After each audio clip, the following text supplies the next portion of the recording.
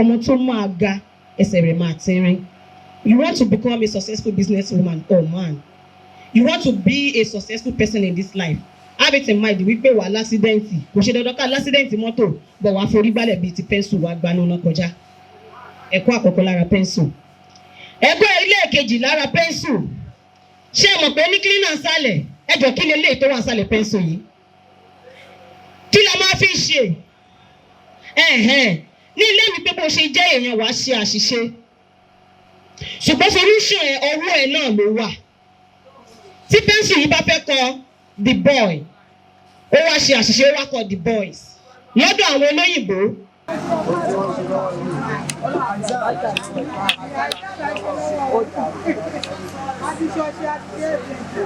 Ó dà ṣe máa pè mí náà mà. Ṣé kí wọ́n bẹ̀rẹ̀ sí? Ló lówó fọ́ọ̀mù. Ó dà ọ́ náà wá fà lùbáríkà sí. A ní ṣiṣẹ́ ṣe. Òbólè tá a bá ti dáwọ́ lé báyìí ayọ̀ náà láti parí rẹ̀. Ẹ wá ní jẹ̀bi pé kí lẹ wá ṣe ń bíbà wá. Ọjọ́ tẹ bá ti rántí wípé ẹ kó jọ ń bì ẹ wá kàn kankan àbí ẹ̀ ń kọ́yàn ní nǹkan kan. Ọjọ́ náà yóò máa jọ sí ọjọ́ ìdùnnú fún gbogbo àwọn tí a fọkọ́lẹ̀ fọmọ́lẹ̀ nílé ìgbà tá a bá máa fi délé báyìí àlàáfíà alábàá bísímílà iná àbẹ̀yìn.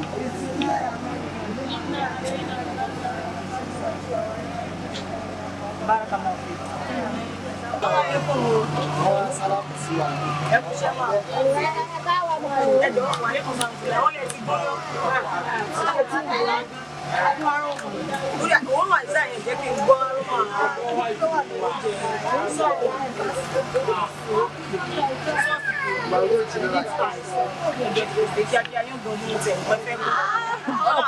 gbogbo lọ́wọ́ síbí àdìsí síbí bá iyọ̀ òní jóúnjẹ wa ata òní jóúnjẹ wa èyí tá a máa ṣe tí wọ́n ní ẹ lọ pé wá ta ló ṣe òun ló fi poison sí ọlọ́run ní jẹta gbogbo àwa ìyá àlùbáríkà ilé wa òní gbóná gbogbo àwọn obìnrin tá à ń wálé ilé ọkọ rẹ̀ ọlọ́run á ṣe fún wa bísímílà iná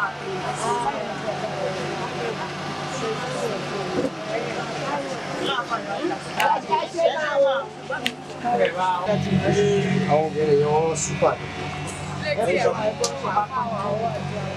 owó àdúrà mo rán wọn ṣẹlẹ̀ àwọn ẹlẹ́fẹ̀ẹ́ dábàá yìí mọ̀ mí ní ẹlẹ́fẹ̀ẹ́ mọ́ wà dáa. Gbogbo àná la mọ̀ yín mà, èmi náà mọ̀ yín. Àti mọ̀ra lónìí ẹ kíṣẹ́, ọlá àǹfà àgbàdà sí. Nítorí mo ṣe máa ń subscribe. Ṣé àṣìkò sì wà? Láti wà.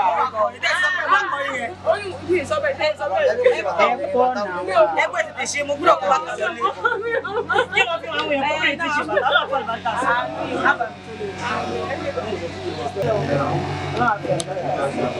Bàbá àti ọ̀pọ̀ ìyá bá lè ṣe àìṣe lásán. Èyí jẹ́ àṣìkò ìpín ìbò wa. Àní ṣiṣẹ́ gbà. Lálá Káwùlà. Ìgbà ló ti ń pè lọ́wọ́ báyìí, ẹgbẹ́ ọ̀rẹ́ ti fóòtù. Wọ́n sì lè tó lọ sí ìjìnlẹ̀ lọ́wọ́ lórí wọn ṣe báyìí. Wọ́n àti ẹ̀gbọ́n rẹ̀ lọ́wọ́ yà tó jẹ́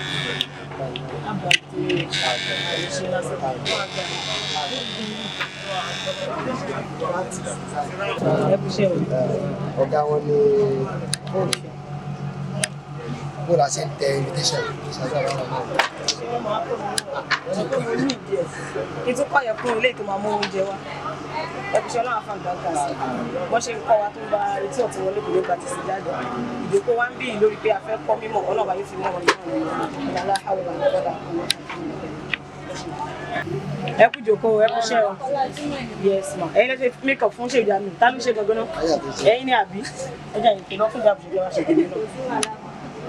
Ẹ kú iṣẹ́ náà, ẹ kú iṣẹ́ Ọlọ́run, ẹ kú jihad torí jihad ni Ọlọ́run yóò fẹ́ ìbáríkà sí ẹ ní sì ṣe gbà. Make up tẹ́ ṣe tó mú ìwọ jáde náà mọ́ Ọlọ́run ní jẹ́ lè ṣe o. Bẹ́ẹ̀ Ọlọ́run fẹ́ ìbáríkà sí ìbílẹ̀ ìtẹ́ ṣe.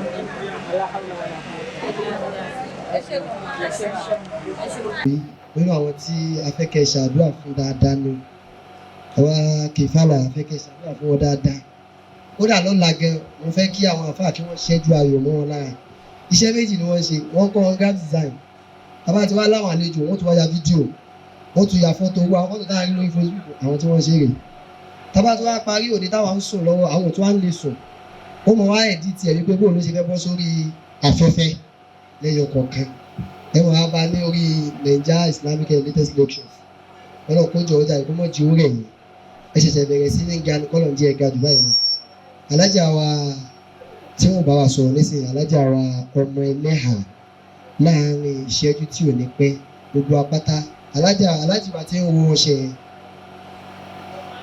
kọ́mọ wọn àdúgbò kún yẹn mọ̀ ọ́ lọ àmẹ́mọ́ jẹ́ kí mọ̀ṣá àwọn oní makeup computer engineering yẹ stop ẹ̀ báwọn bisimilahi rahman rahim.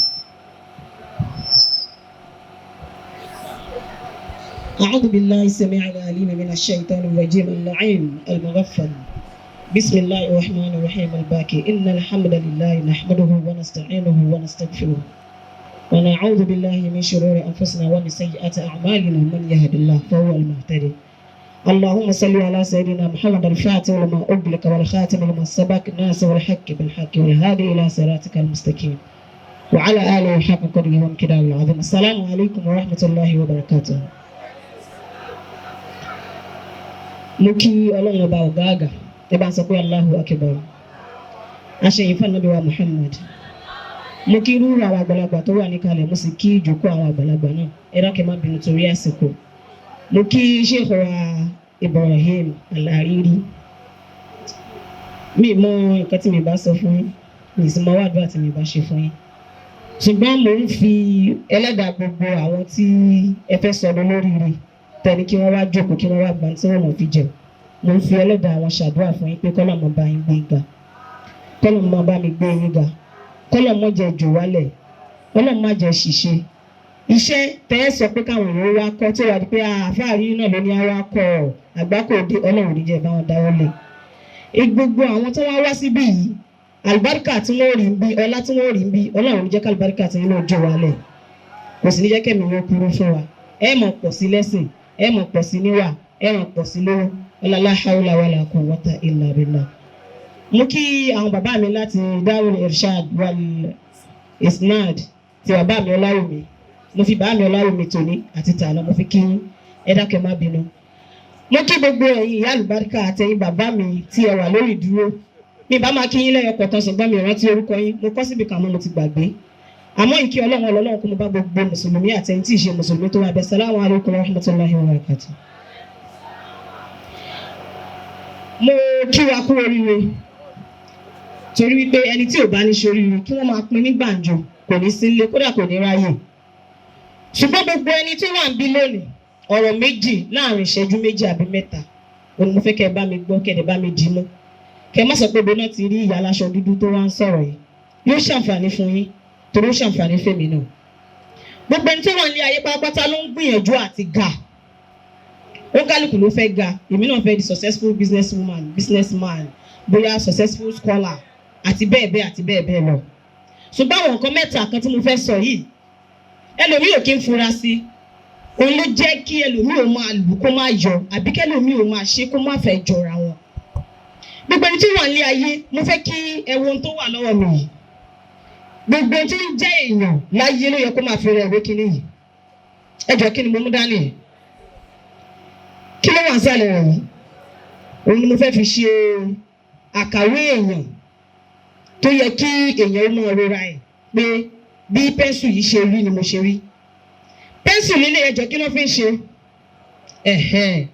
gbogbo ẹni tó bá fẹ́ lo pẹ́ńsù láyé bó ṣe mú dání ẹjọ́ kí mo lè fi kọ báyìí kò sí nǹkan tí mo lè fi kọ bó ṣe wà yìí torí pé mi ò tí ì ṣàpìnẹ̀ mi ò tí ì gbẹ tó gbogbo ẹni tí wà láyé ló fẹ́ ga pẹ́ńsù yìí náà fẹ́ ṣe rere ṣùgbọ́n kò sí tó lè ṣe báyìí torí pé kò tí ì gba inú iná kọjá kò tí ì rí ìnira kankan tá a bá rí blade tá a bá rẹni bá wa gbẹ́ pẹ́ńsù yìí ó ti doge tá a bá wọn gbẹ́ lọ́wọ́ yẹn ṣe mọ̀ pé àkànlè gbẹ́ báyìí ó dẹ̀ bẹ̀rẹ̀ sí ní kọ̀ọ̀kan àfi ká bí aṣápínà la fẹ́ lò a máa yí ara máa ní ó máa forí gbá ó máa fọrùn gbá kódà ó tún lè kàn kó tó di oge kó tó di pé a máa fi kọ̀ọ̀kan ẹ̀kọ́ àkọ́kọ́ tí mo fẹ́ kẹ́mi àti yín mú bẹ̀ ni wípé tó bá fẹ́ di ẹni gíga láyé wàá forí gbálẹ̀ o wàá ṣubú o wàá gba inú ìnira kọjá gan wàá ní ìrọ́jú bíi pẹ́ńsù tó farabalẹ̀ fún blade àbí ṣápínà kó tó lè doge kó tó lè di tí òun ló fàyè ẹ̀kọ́ àkọ́kọ́ lára pẹ́ńsù nìyẹn ní lọ́kàn gbogbo iṣẹ́ tẹ́ ẹ wá kọ́ yìí ìjọ tá a gùn Yorùbá sọ pé ọjọ́ yẹn kọ́ la máa ń kọ ọ̀run ọmọ tó máa ga ẹsẹ̀ rẹ̀ máa tínrín. You want to become a successful businesswoman or man. You want to be a successful person in this life. Have it in mind wípé wà lásídẹ́ǹtì kò ṣe dandan ká lásídẹ́ǹtì mọ́tò bọ̀ wá forí gbálẹ̀ bíi ti pẹ́ńsù wá gbanú náà kọjá. Ẹ̀kọ́ àkọ́kọ́ lára pẹ́ńsù. Ẹ̀kọ́ ilé kejì lára pẹ́ńsù. Ṣé ẹ mọ̀ pé ní cleaner sálẹ̀ ẹjọ́ kí ni ilé tó wà sálẹ̀ pẹ́ńsù yìí? Kí la máa fi ṣe? Ní ilé mi pé bó ṣe jẹ́ èèyàn wàá ṣe àṣìṣe. Ṣùgbọ́n solution ẹ̀ ọwọ́ ẹ̀ náà ló wà. Tí pẹ́ńsù yìí bá fẹ́ kọ the boy ó wá ṣe àṣìṣe ó wá kọ the boys lọ́dọ̀ àwọn olóyìnbó òyìnbó rẹ̀ ti forí gbálẹ̀ ó ti jẹ́gi òyìnbó ká lọ́dọ̀ àwọn àfáàrin ni wọ́n lè jẹ́gi náà rù àbó jẹ́gi sọ́rí fún kò mọ́ dáadáa èyí wọn forí gbálẹ̀. Ṣùgbọ́n tó bá fẹ́ ṣe àṣìṣe tó ti ṣe tí pẹ́ńsù yìí ṣe tó bá fẹ́ tún ṣe ìdí ara rẹ̀ ní solution ara ẹ̀ wà. Eléyìí ní pé gbogbo ẹni tó fẹ́ ga tó ṣàṣìṣe àbí tó ṣubú má retí solution láti ọwọ́ ẹ̀dá kan ṣoṣo tó ju ìwọ lọ. Tí pẹ́ńsù bá ṣe àṣìṣe á tọ̀nù ara ẹ̀ báyìí la ṣe gbá a mú. Tó bá ti wá ṣe àtiṣe á wá tọ̀nù ara ẹ̀ báyìí á wá pa á rẹ́. Bóyá ó máa tún ọkọ ni. Ó ní pé bóyá tó o bá ṣubú lójú ọ̀nà pé mo fẹ́ di ẹni gíga. Ìsídà kó o tún ìgbésí ayé ẹ̀ bèrè pé mo fẹ́ turn to new leaf àbí mo fẹ́ di ewé tuntun. Mo fẹ́ tún ìgbésí ayé mi bẹ̀rẹ̀ àbí kó o kàn rọra gbáǹdì díẹ̀ kó o tún àṣìṣe yẹn ṣe àbí kó o padà sẹ́yìn kó o parẹ́ yanyan. Má wá solution lọ síbi kankan. Gbogbo nǹkan tó ń ṣèyàn kan ni ayé ń ṣe mí. Àmọ́ tata mi ò tà mi ò jèrè bẹ́ẹ̀. Solution ara rẹ̀ ló wà. Ṣé o ṣe calculation tó o fẹ́ ṣe kó o tó ṣe é? Ìkẹ́lẹ́ kejì tí mo fẹ́ ká mú lára pẹ́ńsù yìí. Solution ara ẹ̀ ló wà. Kò sí bó ṣe máa rìn torí ò ní mì. Ṣùgbọ́n má da ẹnìkankan lẹ́bi fún nǹkan tó ń ṣẹlẹ̀ nínú ìgbésí ayé rẹ̀ má da ẹnìkankan lẹ́bi fún. Máa dá ara ẹ̀ lẹ́bi. Ara ẹ̀ náà ni kó wá pé jòkó pé mo lọ ilé ọkọ àkọ́kọ́. Èmi àti ìyá ọkọ lájọ jà. Ilé ọkọ ìkejì mo tún wà yìí. Àbúrò ọkọ ló tún fẹ́ bá mi ṣọ̀tá. Mo wá wò wípé kí ni tó ṣe fún ìyá ọkọ ẹ̀ àkọ́kọ́. Ọ̀dọ̀ ẹni solution wà. Ẹ má dààmú àwọn àfáà láàfáà. Ọkùnrin eléyìí tòsí ẹ ó jẹ́ ń bẹ̀ ó sálọ eléyìí tòsí ẹ ó jẹ́ ń bẹ̀ ó sálọ tó bá jẹ́ ìṣòro tó ṣàǹfààní fún wọn wọn ò ní fi ẹ́ sílẹ̀. Ọ̀dọ̀ ẹni solution wà. Ìyàwó eléyìí wá sílé ẹ kò lóṣù mẹ́ta ó ti lọ. Ó tún fẹ́ mi ìyẹn tún bímọ ó tún lọ. Ìyáálé mọ́mì mi ló gbá mi lórí nígbà tí mo wà kékeré àṣogùn náà fi gbá mi lórí ogun kan. Ọ̀dọ̀ ẹni solution wà. Be a pencil and a cleaner láti fi erase gbogbo ìbànújẹ́ tó kọ sínú ìgbésí ayé ẹ̀ Ọlọ́run ò kì í ṣe bí. Ẹlẹ́kẹta, be a good mark. Jẹ́ kí ni kí n pe máàkì lédè Yorùbá jẹ́ àmì rere. Jẹ́ àmì rere pẹ́ńsù yìí a máa kọ nǹkan. Ó lè kọ burúkú, ó lè kọ dáadáa. Ọwọ́ ara ẹ̀ ni wàá fi kọ. Ṣùgbọ́n gbogbo condition tó bá wù kó ṣẹlẹ̀ láyé má kọ ìbànújẹ́ sínú ìgbésí ayé ẹlòmíì torí pé wọ́n fẹ́ ga. Wọ́n kọ́ yín níṣẹ́ bàtà, wọ́n kọ́ yín ṣe barbing, graphics design, makeup, photography, catering, soap making and all that. Gbogbo tó bá wù kí wọ́n kọ́ ẹ, má fi ìbànújẹ́ sínú tó o fẹ́ gbé fún èèyàn torí kí wọ́n bá lè rówó. Makeup tó yẹ kó o lò Mary Kay ni, o dẹ̀ lọ ra upper tí wọ́n ń tà ní 300 lọ́jà, o kò fẹ́ lẹ́ni oní pimples lójú. Tó bá fún ẹ lépè ṣé wàá dẹni gíga. Be a good mark sínú ìgbésí ayé èèyàn. Gbogbo ẹ̀yin kọ̀wé gbogbo ẹ̀yin designer ó bí mi náà rí torí èmi náà ń bẹ lórí social media ta máa ń kọ nǹkan àbí ta máa ń post kan láti ba ayé èèyàn kan jẹ́. Be a good mark. Kò dìgbà tó o bá tó bẹ̀rẹ̀ sí ní ba orúkọ ẹnìkan jẹ́ àbí tó ń pa ẹnìkan lẹ́kún kó o tó jẹ. Èmi àti Sheikh Wale Ariri ajọ́ ń sọ̀rọ̀ látẹ̀kan. Àwọn náà fẹ́ jẹ́ máàkì kan nínú ìgbésí ayé. Wọ́n kọ́ ẹ̀kọ́ kan lára pẹ́ńsù mi mọ̀ bóyá wọ́n fi òkú. Ṣùgbọ́n mo rí ẹ̀yọ̀ kan yẹn òun dẹ̀ ló bí gbogbo eléyìí. Ẹ̀kọ́ yẹn ni pé wọ́n fẹ́ be a good mark. Wọ́n fẹ́ kọ nǹkan gidi. Tí wọ́n máa ní pẹ́ńsù wo ló kọ́ Al-Ariri ni. Subhana rabbika rabbil izzati amma yasifun. Wassalamu ala al-mursalin walhamdulillah. Masha Allah. Ẹ dákun a round of applause again. Ẹ jẹ́ àpàtẹ́wọ́ lẹ́ẹ̀kan sí. Ẹ jẹ́ ara sọ wípé Allahu Akbar. èmi ò gbọ́ dáadáa ẹja ní Allahu Akbar.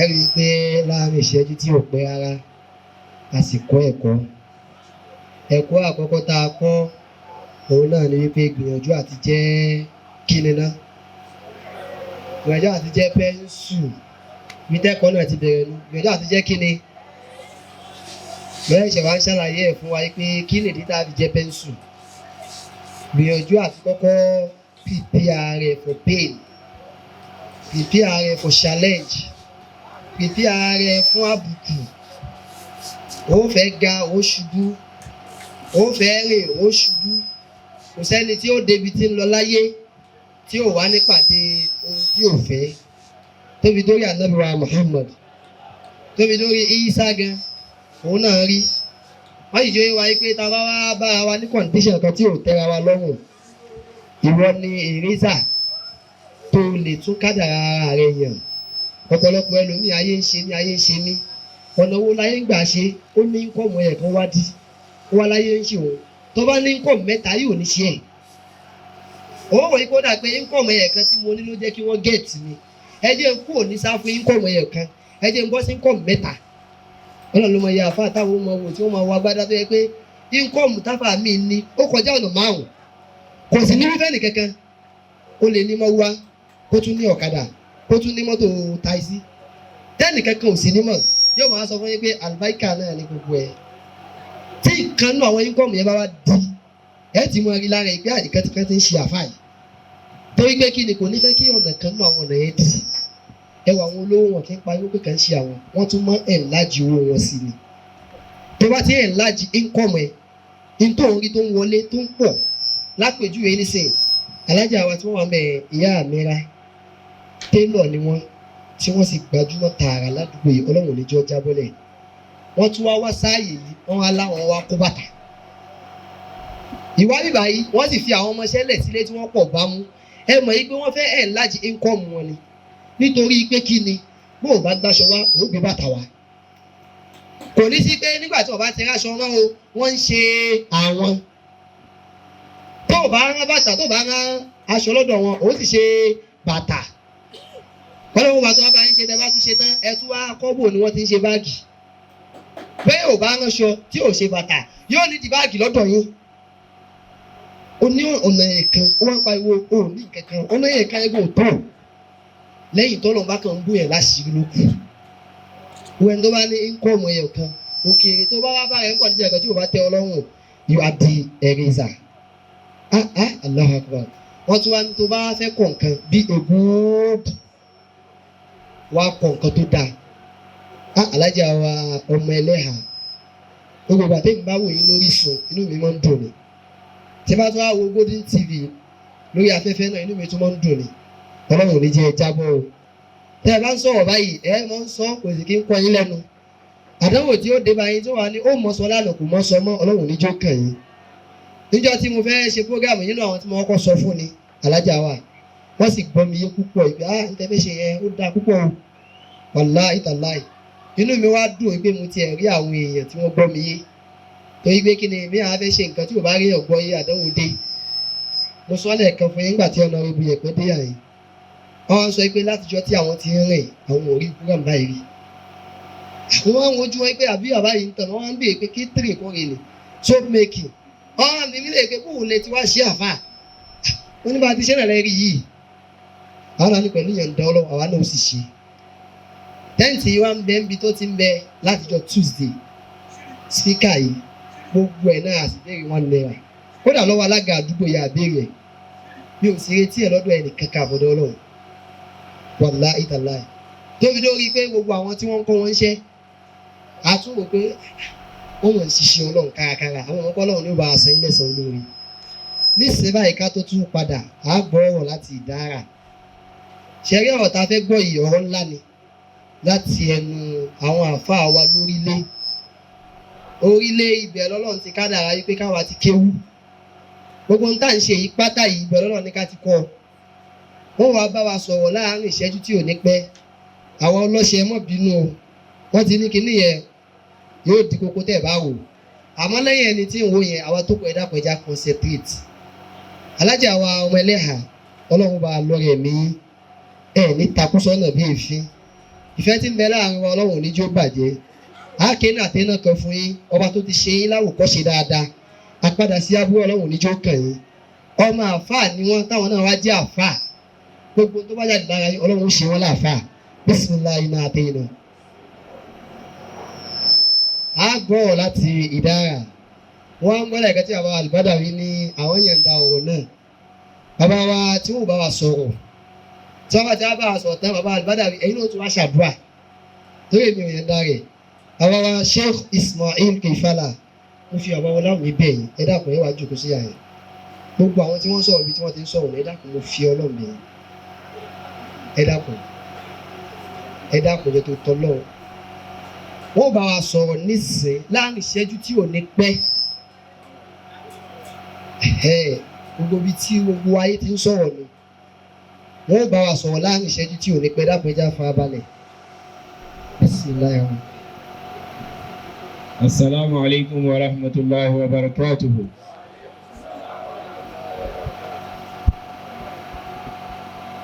Yadul ulya khairun min yadi sufla. Láàrin ìṣẹ́jú mẹ́ta ètò mo fẹ́ kọ́rọ̀ mi dálé lórí náà nù wípé ọwọ́ tí ń bẹ lókè ó dájú ọwọ́ tí ń bẹ nísàlẹ̀ lọ. Àwọn ọ̀rẹ́ méjì kan bẹ ìkan jẹ́ Sheki Kolibalki ìkan sì jẹ́ Ibrahim Bon Adham. Ibrahim Bon Adham yìí ẹni Ọlọ́run ni àfáà dáadáa ni onísúfì ni. Tí bá ọ̀rẹ́ rẹ̀ Sheki Kolibalki òun jẹ́ businessman tóun máa ń tà àti sì máa ń rà ó máa ń rajà lókè òkun ó sì máa ń tajà sí òkè òkun tẹ́yìn eléèbó ń pè ní importer and exporter. Ọ̀rẹ́ tí ó jẹ́ oníṣòwò yìí ó wá lọ dágbére fọ́rẹ́ rẹ̀ kejì tí ń jẹ́ Ibrahim Bon Adham wípé mo fẹ́ ṣèrìn àjò kátàkárà lọ yóò sì ná mi tó bíi oṣù 2 sí 3 kí n tó dé. Ọ̀rẹ́ àtọ̀rẹ́ wa dágbére fúnra wọn. Ìgbà tí ó wá dijọ́ kẹta àáfàá tí ń jẹ́ Ibrahim Bon Adham tí wọ́n lọ lè dágbére fún pé àwọn fẹ́ lọ lè ṣèrìn àjò òun wá lọ mọ́ṣáláṣí kó òun lọ kírun ló bá bá ọ̀rẹ́ rẹ̀ tó dágbére fún wípé òun fẹ́ lóṣù 3 níbi ìrìn àjò kátàkárà ó bá nínú mọ́ṣáláṣí tó ń ṣe ya Allah ya Allah ya Allah ya Allah. Ẹ̀yin jàmọ́ ẹ sọ pé Allahu Akbar. Ọ̀rẹ́ wa lọ lè bá Ibrahim Bon Adham ó wá lọ lè bọ́ọ̀rẹ́ rẹ̀ Sheki Kolibalki pé a ń tọ́ sọ fún mi kọ́ yìí o ń tó wí fún mi ni pé o fẹ́ lóṣù 3 sí 2 nírìn àjò kátàkárà kí ló dé tó já sí pé ọjọ́ 2 ló lò tí mo fi ọjọ́ kẹta bá ọ nínú mọ́ṣáláṣí. Ó wá ní ìrìn ọ̀rẹ́ mi bẹ́ẹ̀ ni ìgbà tí mo wà lójú ọ̀nà tí mo ń lọ mo wá débì kan nínú ìrìn àjò náà gbogbo ẹni tó bá sì ti ṣèrìn àjò yìí yóò mọ̀ wípé yóò mọ ìtumọ̀ àdìsá nàbì tá nàbì ní asáfárú kètè atun minel adhab. Kéèyàn ṣèrìn àjò èèyàn máa sábà rí àwọn ìnira díẹ̀díẹ̀ nírìn àjò. Ó wá lóun wá débì kan wá wo pé mo fẹ́ sinmi nígbà tí òun ó sinmi síbẹ̀ lòun bá rí inú ihò kan òun rí ẹyẹ kan bẹ̀. Ẹyẹ yìí kò lójú ẹyẹ yìí kò lápá ó kàn wà bọ̀rọ̀ gidi náà ni. Òun wá ń ṣe mọ̀ wípé ẹyẹ tó wà níbí tí ò lójú tí ò lápá báwo ni ti ń jẹun. Ṣé mọ̀ pé tó bá jẹ́ mi àti yín náà la rí ó yẹ kó ṣe wá lè mọ̀ kò dẹ̀ kú ìdẹ̀ sì mí. Nígbà tó wá ṣe díẹ̀ ọ̀rẹ́ ń rojọ́ fọ́rẹ́ rẹ̀ ní o in tí ò jẹ́ kóun ó pẹ́ ní ìrìn àjò. Ìgbà tó wá ṣe díẹ̀ ló ń bá rí ẹyẹ kan tóun lálàáfíà tóun pé dáadáa tẹ́sẹ̀ rẹ̀ bẹ́ńbẹ́ ojú bẹ́ńbẹ́ ó fò wá ó fi ẹnu gbé kókó wá fẹ́ yẹ náà. ó gbé wá lálákọ̀ọ́kọ́ òun náà ló tún ṣe bí ẹyẹ náà ti jẹ ẹyẹ tí ó gbé kókó wá fún òun náà ló tún ṣe bó ti jẹ ó tún dẹ́lẹ̀ kejì ó tún gbé wọ́n tún dẹ́lẹ̀ kẹta ó tún gbé wá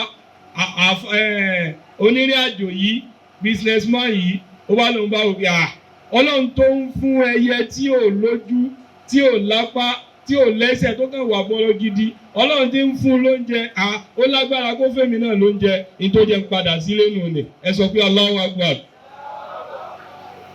ọ̀rẹ́ rẹ̀ tí ó ti ń ṣe àfáà tó dàbí àfáà wa Al-Hariri yìí tí àwọn ọmọ pé eléyìí tí wọ́n ṣe yìí wọ́n pè wá ṣàkíyèsí ni tálẹ́ǹtì tí ń bẹ lára wa wọ́n fẹ́ kó jí ọlọ́run ò ní jẹ́ mi àfáà náà kúrú ọlọ́run ò ní jẹ́ mi àfáà náà kúrú àdálò alàlìkẹ́rì kàfà ìlìhì ẹni bá tọ́ka àyàn lọ síbi dáadáa ẹlòmíì ò ronú kó òun kọ bábà rí láyé àmọ́ ń gbà tó rí pé opportunity mọ̀ wá sádùúgbò wa òun náà wá bẹ̀ ọlọ́run ní jẹ́mi àfa òkúrú àfa tí wọ́n ń rojọ́ fún tí ń ṣe Ibrahim bon Adham ó wá dojúkọ rẹ̀ tó rojọ́ fún ìgbà ṣé tí ò jẹ́ pẹ́ nírìn àjò náà ní ó ní bẹ́ẹ̀ ni tí ò jẹ́ pẹ́ náà nù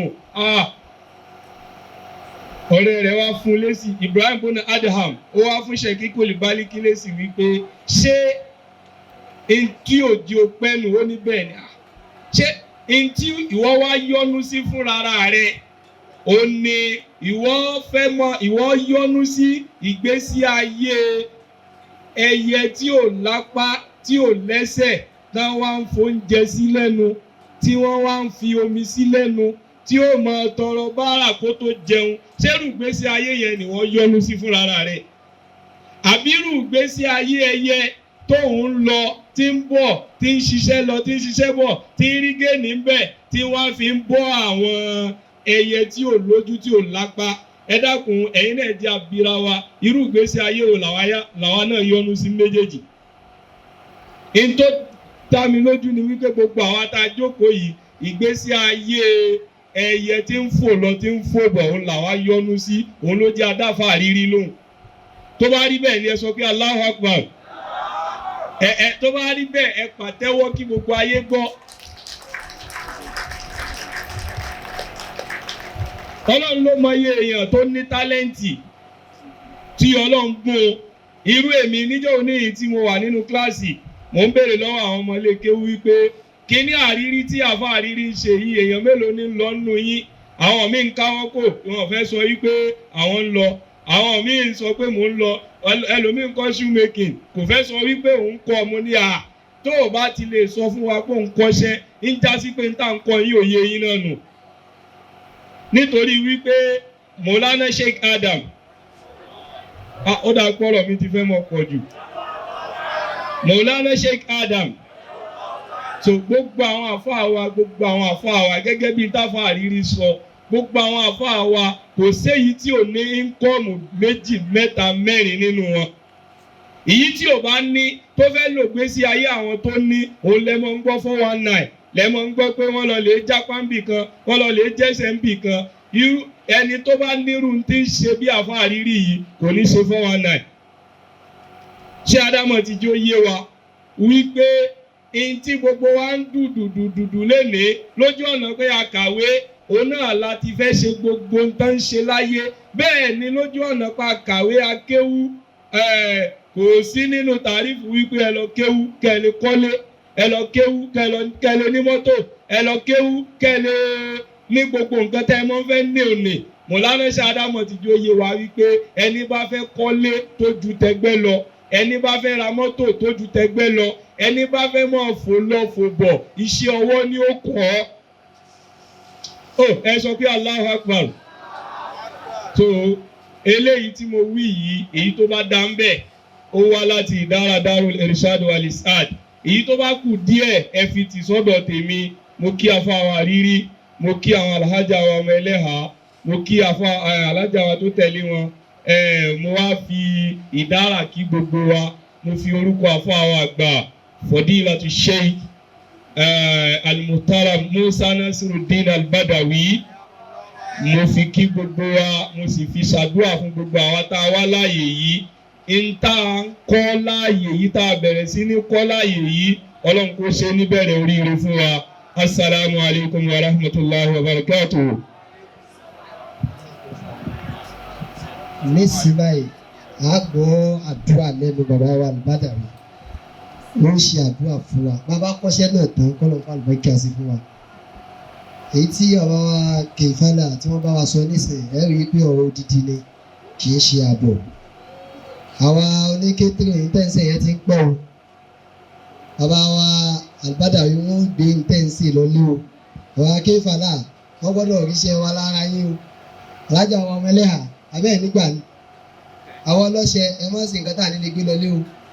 Ìta máa lè gbé lọlé òun ni kẹ́ ẹ gbé fún wa o. Ẹ bá tọ́jú ọṣẹ wọ́n lẹ́ẹ̀ ti pé ẹ fi ẹ̀ṣà tán ẹ dákun ẹni tí ilé Yorùbá jìnnà kó lọ bá wa kó wa.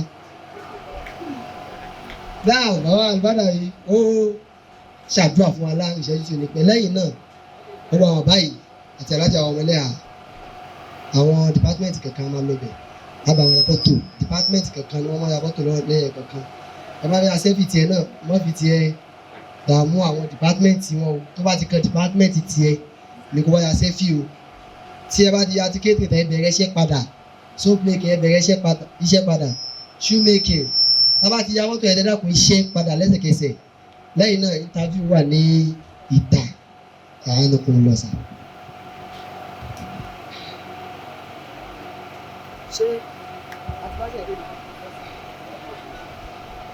Naam. Assalamu alaikum wa rahmatullahi wa barakatuhu. Allahumma salli ala sayyidina Muhammad al-fatih lima ughliq wal khatim lima sabaq nasir al-haqqi bil haqqi wal hadi ila siratika al-mustaqim wa ala alihi haqqa qadrihi wa imtidari al-azim. Kí Ọlọ́run a sì dúpẹ́ fún Ọlọ́run lórí iṣẹ́ yìí tó jẹ́ iṣẹ́ Ọlọ́run tọ́lọ́run fi rán àfáà wa Ibrahim Yushau Al-Hariri. Ọlọ́run kó dákun iṣẹ́ yìí tọ́lọ́run fi rán àfáà eléyìí kọ́ ni àkọ́kọ́ irú iṣẹ́ yìí tí àfáà ó ṣe. Ọlọ́run kó má ṣe eléyìí ní ìgbẹ̀yìn. Nínú àwọn orúkọ tí àfáà ní ni ẹ̀bùn Olúwapọ̀. Onírànran àwọn ẹ̀bùn lóríṣiríṣi ní ń jáde lára àfáà wa Al-Hariri. Ẹ̀bùn yẹn ó pẹ̀ka ó pọ̀ ó fẹ̀. Láwọn àgbà kan ẹ̀bùn yẹn ó bíìsì lórí ọ̀rọ̀ pé a fẹ́ ṣe fíìmù Lárúbáwá tí a ṣe tí gbogbo ayé tún wò pé nílẹ̀ Yorùbá náà nínú àwọn ẹ̀bùn tọ́lọ́run fi rán àfáà wa Al-Hariri ni. Láwọn àgbà kan àwọn ẹ̀bùn yẹn bíìsì lórí kakọ orin Lárúbáwá kí gbogbo ayé máa wò wípé sọ́mọ Lárúbáwá ló kọrin yìí àbí ọmọ ìlú míì. Nínú àwọn ẹ̀bùn tọ́lọ́run fi rán àfáà ni. Láwọn àgbà kan ẹ̀bùn yìí tún tẹ̀síwájú ó tún fẹ̀. A tún mú orúkọ Mr. ABC ká fi ABC ká tó ká máa fi kọ́ àwọn èèyàn lẹ́kọ̀ọ́ ká máa fi fún wọn ní làákàyè. Ẹ̀bùn tọ́lọ́run fi rán àfáà wa Al-Hariri ni. Ẹ̀bùn yẹn ló tún wá tẹ̀síwájú ló tún fẹ̀. Àwọn èyí tí Ọlọ́run ní kémi rántí nìyí òun ló tún dórí ká pè wá sí empowerment program yìí. Ọlọ́run a bẹ̀ ọ́ àfiọlá bàbá tí àfáà tara rẹ̀ jáde àfọlá àwọn bẹ̀ ọ́ àfọlá ìyá tí àfáà tara wọn jáde àfọlá àwọn bẹ̀ ọ́ àfọlá bàbá wa àgbà Ọláwùmí Sheikh Muhammad Saheed Ibrahim Ọláwùmí àfọlá olùbáríkà àwọn bẹ̀rẹ̀ Ọlọ́run àfọlá bàbá wa Mudiru tèmi tó jẹ́ wípé àfáà wa Hariri wọ́n jẹ́ kan nínú àwọn iṣẹ́ tí wọ́n lè sọ wípé àwọn iṣẹ́ tèmi ní. Ọlọ́run kó dákun àfáà Hariri, Ọlọ́run má jẹ́ kí ẹ̀mí rẹ̀ ó kúrú. Gbogbo ohun tí máa kúrú ẹ̀mí èyí téèyàn máa lọ fún ara rẹ̀ fà ní àbí tí kádàrá máa gbé wá ọlọ́run má jẹ́ ó ṣe déédéé ọlá àlùbáríkà níbi níwájú ọlọ́run ẹni tẹ́bùn tó pọ̀ tó báyìí bá wà lára ẹ̀ ní tó dáa ní kẹ́mi rẹ̀ gùn káyé lè jàǹfààní rẹ̀ pẹ́ ọlọ́run sábà ṣàlékún gígùn ẹ̀mí àwọn oore tí máa wá tẹ̀lé irú báyìí ọlọ́run sábà wá fi tẹ̀lé ọlá àlùbáríkà la hawla wala quwwata illa billahil aliyyil azim gbogbo àwa tí a wá jàǹfààní ẹ̀kọ́ yìí àwọn ọ̀rọ̀ lóríṣiríṣi náà ni àwọn àfáà wa ti sọ fún wa yìí alájà wa ọmọ ẹlẹ́hà agbádùn yín púpọ̀ ọlọ́run ní dá yín dúró ọlọ́run ní dá yín padà ẹ ti wà nínú ẹni tí ayé ń fẹ́ ń gbọ́ ní tó bá fẹ́ wí ẹgbẹ́ ikú ń bẹ̀jà rẹ kí ló fẹ́ wí ọlọ́run ò ní ṣàdánwò bẹ́ẹ̀ fún yín yóò túnbọ̀ mọ tuntun sí i yóò tún máa dá sí i ọlá àwọn tẹ gbà lẹ́nu wọn. àwọn àfáà wa tí wọ́n sọ̀rọ̀ fún wa tán nísìn lórúkọ ìdára Darul Irshad wal Saad ẹ ti wà nínú ẹni tí ayé ń fẹ́ gbọ́ ẹ ti wà nínú ẹni tí ayé ń fẹ́ rí ẹ pé kú ò kí ló wí níjó ní gan tá a wà ń bẹ̀ kí ló wí ọlọ́run ní ṣàdánwò bẹ́ẹ̀ fún yín o ọlá àlùbáríkà bàbá ọláwùmí níwájú ọlọ́run la hawla wala quwwata illa billahil aliyyil azim gbogbo wa pátá tí a wá kẹ́kọ̀ọ́ yìí ọlọ́run fún àlùbáríkà sí fún wa o ní tó ń jẹ́ àlùbáríkà òun náà ni wípé kí ìdàgbàsókè kó bá ń tí wọ́n fún wa yìí wọ́n ẹ̀ láì ti wà ní lórí àwọn iṣẹ́ tí wọ́n ní ká wá kọ́ yìí ó kú kí improvement máa wá dé bá iṣẹ́ náà lọ́gangan ẹnìkọ̀ọ̀kan ibi tí oníkálukú ti ń bá ti ń lò ó ọlọ́run jẹ́ ká àlùbáríkà ó wọnú iṣẹ́ náà fún wa kí àlùbáríkà náà pọ̀ káyé padà máa béèrè wípé iṣẹ́ tó wá fi ń jẹun lé níbo ló ti kọ́ empowerment program tá a fà rírí mọ̀ dálẹ̀ mọ̀ ni mo mọ̀ ti ní àìdíyà rẹ̀ òun ló wá dín tèmi náà fi ń jẹun lé ní ọlọ́run kó ṣe bẹ́ẹ̀ fún wa gbogbo àwa tí a wá lé ní àtàwọn tí wọ́n ti ń wá látijọ́ tí a ti bẹ̀rẹ̀ àti àwọn tí wọ́n tún wá lọ́la tí a fẹ́ fi kọ́ àti wíwá wa àti pípadà wa ọlọ́run kó máa dáàbò rẹ̀ bò wá níbo ló ti pàdé àgbákò yìí níbi báyìí tí wọ́n ní wọ́n lọ ní ọlọ́run ní ṣe bẹ́ẹ̀ fún wa o àfàwà Al-Hariri eléyìí tó ń ṣe yìí ọlọ́run ní ṣe lẹ́yìn ọ̀kan tó kù tó fi dágbére fáyé lọ́tún tí ọjọ́ máa ń yọ ọ̀tún náà lọ́tún máa yọ sí ayé pẹ̀lú àwọn oríire àti dáadáa ọlá suratul Fatiha bismillahir rahmanir rahim alhamdulillahi rabbil alamin arrahmanir rahim maliki yawmiddin iyyaka na'budu wa iyyaka nasta'in اهدنا الصراط المستقيم صراط الذين أنعمت عليهم غير المغضوب عليهم ولا الضالين آمين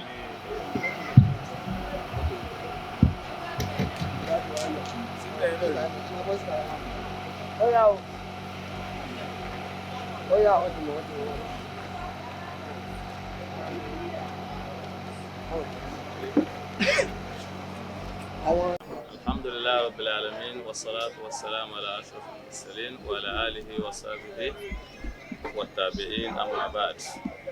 Ọpẹ́ ni fún Ọlọ́run lórí iṣẹ́ tí Ọlọ́run gbé kalẹ̀ sí ààyè yìí látara fáwa Al-Ustaz Ibrahim Yusha Al-Hariri iṣẹ́ tí Ọlọ́run bá fi rán a dúpẹ́ fún ìlọsíwájú iṣẹ́ náà tó ń ṣẹlẹ̀ ní ààyè yìí òun náà ni ìmọ̀ nípa oníranran àwọn iṣẹ́ ọwọ́ ní tó máa jẹ́ àǹfààní fún gbogbo àwa tí à ń wá bó la ṣe fẹ́ jẹ bó la ṣe fẹ́ mu yìí tábí máa lọ gbá àwọn èèyàn lójú táwọn ti 419 táwọn hùwà àbàjẹ́ tábí máa dàdúgbò rú so àwọn Yorùbá ní ọwọ́ tó bá dilẹ̀ ó ní èṣù máa ń bẹ̀ níṣẹ́ àǹfààní eléyìí tí a fà gbé kalẹ̀ yìí fún gbogbo ẹni tó ń wò wípé èmi náà fẹ́ jẹun fẹ́ mu òun fẹ́ gbà rí òun ni a fà gbé kalẹ̀ fún gbogbo àwa ọmọ ènìyàn kò bá jẹ́ mùsùlùmí kò bá jẹ́ kìrìsìtẹ́nì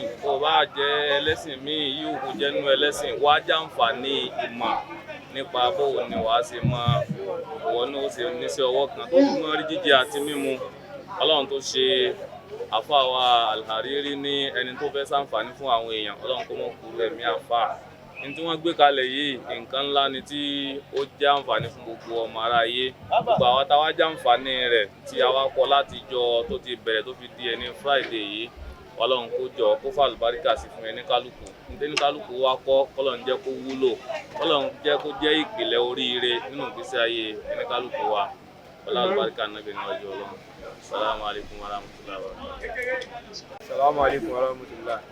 Orúkọ mi ni Ismail Salahuddin tí mo jẹ́ kan nínú àwọn ilé ọ́fíìsì Darul Irshad wal Is'ad. A wá sí ibi báyìí láti wá gbẹ́ni nǹkan tí àfáà wa Sheikh Ibrahim Al-Hariri tí wọ́n gbé kalẹ̀. Ó dẹ̀ já sí pé tí wọ́n gbé kalẹ̀ yẹn ó jẹ́ ìwúrí ńlá fún àwa àfáà, pàtàkì jùlọ jẹ́ ìwúrí ńlá fún wa ní Darul Irshad wal Is'ad. Ipò ẹni tó lè nírú ìròrí yìí ó jẹ́ nínú iṣẹ́ ọwọ́ bàbá wa Ọláwùmí, torí pé ìròrí yìí ìròrí tí ó ní agbára púpọ̀ ni, tí ó fẹ́ ìròrí tó fẹ́ pòdúsì nǹkan sínú ìgbésí ayé ọmọ èèyàn. Gẹ́gẹ́ bí àpèjúwe àwọn tí wọ́n kọ́ iṣẹ́ bíi shoemaking tó dẹ̀ já sí pé wọn ò ní àníyàn rẹ̀ tẹ́lẹ̀, àmọ́ pé àfáà wa gbé kinní yìí kalẹ̀, àwọn náà wá darapọ̀ mọ́ wọn tó dẹ̀ já sí pé nǹkan tó dáa púpọ̀ ni, tó já pé àwọn ìjọba wa ló yẹ kí wọ́n ṣe irú àwọn nǹkan yìí tó yẹ kí ìjọba bá àfáà tẹ́wọ́ gbà ni, tó bá já sí pé ìjọba wa yà wọ́n wo bẹ̀, nítorí wípé nǹkan tó lè ṣàǹfààní fún yàn púpọ̀ ni. Padà kí àfáà wa Al-Hariri náà tí wọ́n dálẹ̀, Ọlọ́run kó má ṣe eléyìí ní àṣemọ fún àfáà náà. Assalamu alaikum warahmatullahi wabarakatuh.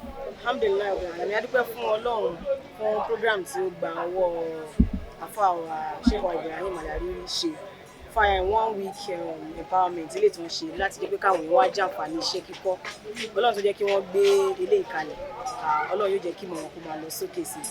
Mo wá fẹ́ fi àkókò yìí náà fún gbogbo àwọn ọ̀dọ́ àfáà ní ìmọ̀ràn lórí irú àwọn ètò báyìí ni ò bá da ká máa gbé yẹ̀wò ká máa implement kó ba lè máa jẹ́ àǹfààní kí Islam kó lè bá máa wu àwọn ẹlòmíì náà, torí pé ńgbà tí ilé bá gbé ìwé ètò ilẹ̀ tí ilé gbé ètò ilẹ̀ Islam máa wu àwọn èèyàn, Islam náà á dẹ̀ tún máa lọ sókè sí i. Ìyẹn ni ìmọ̀ràn mi fún gbogbo àwọn ọ̀dọ́ àfáà. Ẹ jẹ́ ká mú àwọn nǹkan gidi tó máa mú Islam yìí ṣe yàtọ̀ sí àwọn nǹkan tó já sí pé ká máa búra wa, ká máa ṣe kéétà ara wa, ká má gbárùkù tira gbọ́ àwọn nǹkan báyìí. Ẹ jẹ́ ká pawọ́ ẹ̀jà, ẹ jẹ́ ká mú àwọn nǹkan yẹn ká mú ní òkùnkùn yẹn náà yóò wà pẹ̀lú oníkálukú. أعوذ بالله من الشيطان الرجيم بسم الله الرحمن الرحيم الحمد لله وكفى ثم الصلاة والسلام على نبي المصطفى وعلى آله آل الوفا وأصحابه أصحاب الصفا. adúpẹ́ fún Ọlọ́run ọba ṣe kí àtìgẹ̀ fún Ànábì wa Muhammad. Kan tó tèmi rí sí nǹkan tó ṣẹlẹ̀ yíyan ni wípé adúpẹ́ fún Ọlọ́run ọba tó yẹ pé irú orí báyìí irú àwọn àmì báyìí ló ń jáde látara àwọn ustaz wa Al-Ustaz Al-Hariri ẹ̀bùn olúwa. Ọlọ́run tó ní kí irú kan báyìí kó mọ jáde lára wọn, Ọlọ́run wọ́n ṣe lè lópin fún wọn Ọlọ́run, nítorí pé ó kéré tá mọ̀ rí àwọn inú àwọn ọ̀dọ́ báyìí ó dá sí pé wọ́n mọ̀ ṣàǹfààní fún ẹ̀sìn, wọ́n mọ̀ wúlò fáyé báyìí. Ṣùgbọ́n àwọn náà kọ́ ò, ṣùgbọ́n Ọlọ́run ọba ló kún wọn, òun sì ló kọ́ wọn mọ̀ sí. Gbogbo tó wá ṣe yìí káwọn náà gbà pé àwọn náà ó gbẹ̀san, nítorí pé Ànábì wa Muhammad sallallahu alaihi wasallam ó sọ wípé ad-dalu ala al-khayri kafa'ilihi. So káwọn náà gbà pé àwọn náà ó gbẹ̀san lórí nǹkan tí wọ́n ṣe. Abẹ́ Ọlọ́run ọba Allah, Ọlọ́run mọ́sàbà san Al-Ustaz Al-Hariri, Ọlọ́run mọ́sàbà san ilé san lórí, Ọlọ́run mọ́jọ ilé ìjáṣemọ́ fún yín Al-Qur'an al-Azim. Ọlọ́run láwọn níwájú Ọlọ́run Allah subhanahu rabbika rabbil izzati amma yasifun wassalamu alal mursalin walhamdulillahi rabbil alamin.